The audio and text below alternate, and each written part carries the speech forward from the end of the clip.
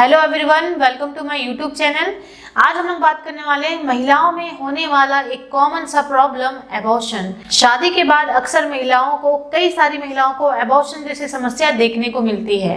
Abortion आपका अपने आप भी होता है और कई बार हमको एबॉर्शन करवाना ही पड़ता है एमटीपी के through, medical termination of pregnancy के प्रोसीजर के थ्रू। तो वही चीज आज हम देखेंगे, एबॉर्शन क्या होता है, एबॉर्शन जैसी होने वाली किस वजह से एबॉर्शन होता है, क्या कारण है एबॉर्शन होने के, उसके बारे में हम डिटेल में देखेंगे। तो शुरुआत करते हैं आज के टॉपिक से। एबॉर्शन क्या होता है, एबॉर्शन किसको बोलेंगे? तो जब माताएं गर्भवती होती है, जो महिलाएं गर्भवती होती हैं, अगर उनका जो गर्भ है वो बाहर आ जाए, वजाइना के थ्रू बाहर आ जाए बिना किसी रीजन के और ब्लीडिंग होने लग जाए और वो गर्भ आपका 500 ग्राम से कम हो या 500 ग्राम तक का हो, तो उसको हम एबॉर्शन बोलेंगे। और 20 से 22 हफ्ते की प्रेगनेंसी में अगर वो एबॉर्ट हो जाता है तब उसको हम लोग एबॉर्शन बोलेंगे। स्पॉन्टेनियस एबॉर्शन, अपने आप हुआ एबॉर्शन बोलेंगे। तो ये है एबॉर्शन की नॉर्मल डेफिनेशन या एबॉर्शन क्या होता है, एबॉर्शन की प्रक्रिया।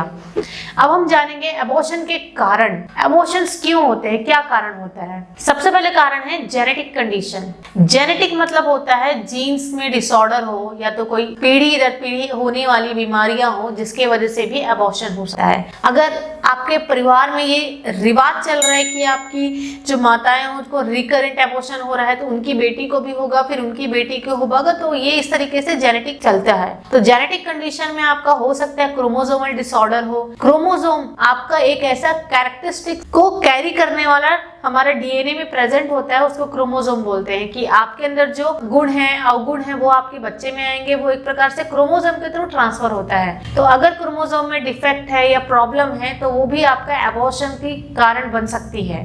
दूसरा कारण है एंडोक्राइन डिसऑर्डर। एंडोक्राइन में जैसे कि अगर माताएं को ल्यूटियल फेज डिफेक्ट है, ल्यूटियल फेज डिफेक्ट एक ऐसा कंडीशन है जो आपका मेंस्ट्रुएशन साइकिल में जो फेज आता है उसमें प्रॉब्लम होता है, तो वो ल्यूटियल फेज डिफेक्ट है। तो उसकी वजह से भी माताओं को एबॉर्शन हो सकता है, वो गर्भ धारण नहीं कर पाएंगी प्रॉपर तरीके से। दूसरा है प्रोजेस्टेरोन हार्मोन का कमी। जब आपका अंडाशय से ग्राफेन फॉलिकल्स निकलते हैं और वो बाद में कॉर्पस ल्यूटियम बन जाते हैं, वही कॉर्पस ल्यूटियम आपका प्रेगनेंसी को 3 महीने तक कवर करके रखता है। तो जब वो प्रेगनेंसी को कवर करके रखता है तो आपके वहां से प्रोजेस्टेरोन हार्मोन रिलीज होते हैं जो कि प्रेगनेंसी को मेंटेन करने के लिए रिस्पॉन्सिबल होता है। तो वही चीज अगर प्रोजेस्टेरोन में कमी होती है तो आपका ये प्रॉब्लम हो सकता है एबॉर्शन का। तीसरा है डायबिटिक मेलाइटस। बार जिनको ज्यादा मात्रा में डायबिटिक मेलाइटस है वो कंसीव नहीं कर पाएंगी, कंसीव कर भी लेंगी तो उनका एबॉर्ट हो जाएगा। नेक्स्ट है हाइपरथायरॉयडिज्म। थायराइड की प्रॉब्लम है, आपको थायराइड ज्यादा मात्रा में है आपके शरीर में, T3 एंड T4 जैसे जो हार्मोन है वो बढ़े हुए हैं, तो आपको भी कंसीव करने में दिक्कत होगी या तो आप बार एबॉर्ट हो जाएंगे।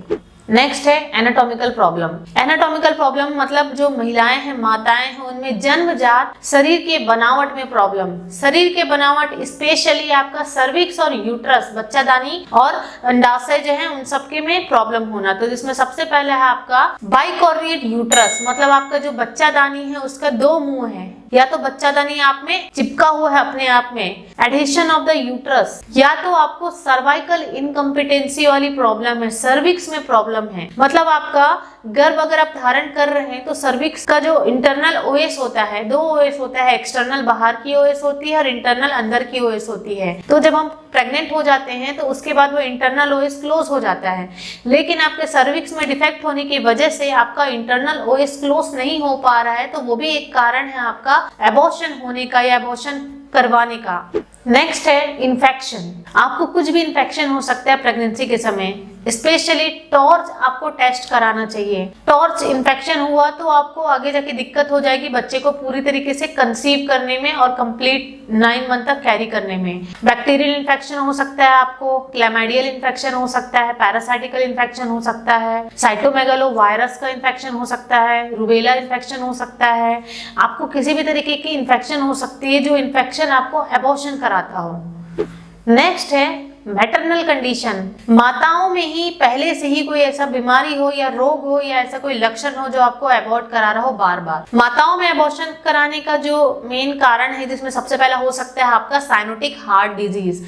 2 टाइप के हार्ट डिजीज होते हैं, एसाइनोटिक हार्ट डिजीज और साइनोटिक हार्ट डिजीज। इसमें साइनोटिक हार्ट डिजीज सबसे ज्यादा डेंजरस कंडीशन होता है। नेक्स्ट है ओवर डिस्टेंशन ऑफ यूट्रस, आपका जो यूट्रस है ज्यादा ही डिस्टेंडेड है, ज्यादा ही चौड़ा बड़ा है, खुला हुआ है, जो कि आपको बार बार एबॉर्शन कराता हो। नेक्स्ट है आपका साइटोमेगालो वायरस इन्फेक्शन, जो कि आपका CMV इन्फेक्शन बहुत ही डेंजरस है, बेबी आगे सर्वाइव नहीं कर पाता है। नेक्स्ट आपका blood group incompatibility. Blood group incompatibility में आपका या तो मदर है पॉजिटिव RS फैक्टर है, तो बच्चा जो नेगेटिव RS फैक्टर है, तो RS फैक्टर इनकम्पैटिबिलिटी बन जाता है, जिसकी वजह से एबॉर्शन होने के चांसेस इंक्रीज हो जाते हैं।